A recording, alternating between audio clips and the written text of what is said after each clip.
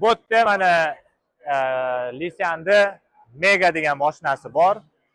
Bu juda zo'r mashina, juda luxury. Butunlay elektrik kar. Ko'rib turibsizlar. Dachiga ketsa bo'ladi, bemalol.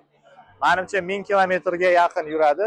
Qog'ozda endi bilasizlar, ko'p narsa bog'liq yurishiga. Oldidan qismi lidar bilan.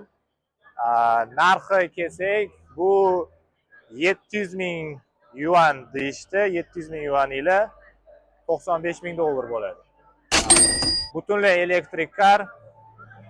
Juda noyob mashina, ko'rinishi ham boshqacha.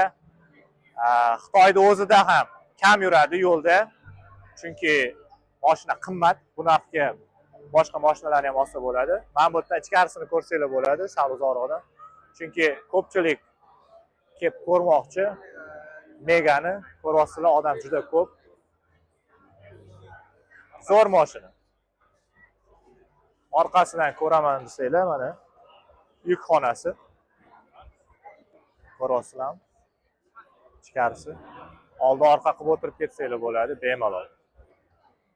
Biz hozir Li avtoni butlovchi zapchastlari haqida so'rayapmiz, chunki ko'pchilik zapchasti haqida qiziqadi. O'zbekistonda Xitoy mashina kirib kelgani bilan zapchast yo'q. Yo bo'lsa ham qimmat yoki juda kam. Shuning uchun Li pavilyoni zo'r.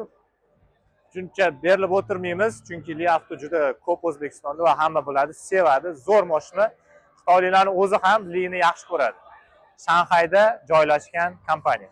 Zo'r. Yosh kompaniya, 2 yil, 3 yil bo'lgan.